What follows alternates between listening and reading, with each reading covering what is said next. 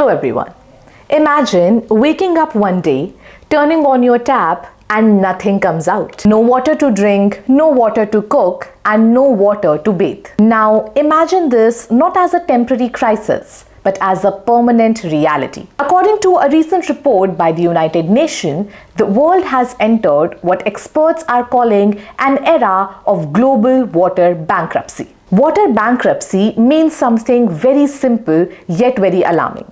This means we are withdrawing fresh water faster than nature can replenish it. Just like financial bankruptcy happens when expenses exceeds income, water bankruptcy happens when demand exceeds supply. And today, that gap is growing wider every single year. Now let's understand the scale of this crisis. Fresh water makes up only 2.5% of world's total water, and most of it is locked up in glaciers or underground. The portion easily available for human use is incredibly small.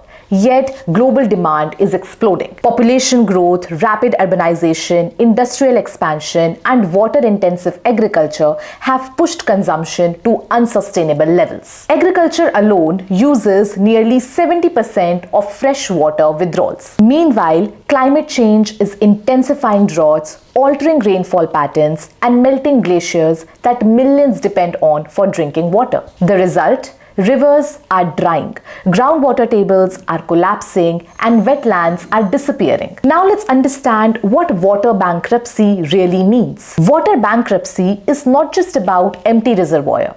It threatens agriculture, food security, public health, ecosystems, and economic stability. In regions across Africa, Middle East, and parts of Asia, water stress is already severe. Even developed nations are not immune. Prolonged droughts in places like California, Spain, and Australia show how vulnerable even wealthy economies are. And here in India, cities like Bengaluru and Chennai have already experienced near day zero situations where municipal water systems almost ran dry. Water bankruptcy is no longer a distant threat. It is happening now. Why is this happening? Well, there are three major reasons for it. Number one, over-extraction. Groundwater is being pumped at unsustainable rates for agriculture and urban consumption. Number two, pollution.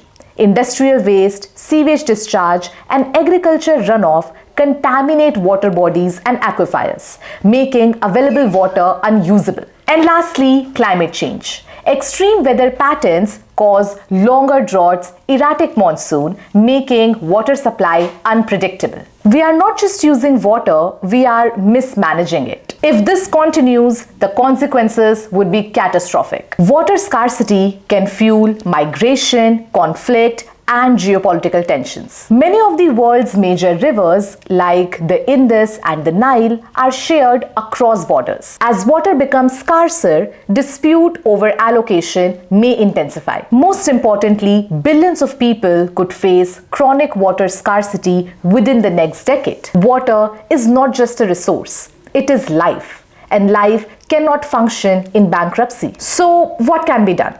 Well, the crisis is serious but not irreversible. First, we need better water governance. Second, wastewater recycling and rainwater harvesting must become mainstream and not optional. Number three, industries must adopt water-efficient technologies and reduce water pollution. And lastly, climate adaptation strategies like restoring wetlands and protecting watersheds can strengthen the natural water systems. On an individual level, small changes matter too, like reducing water wastage at home, advocating for stronger environmental policies, and supporting sustainable food choices. So in conclusion, we are the first generation to fully understand the scale of global water scarcity, and possibly the last generation with the power to reverse it. The concept of water bankruptcy should not be a prophecy. It should be a warning. Because in the end, when water runs out,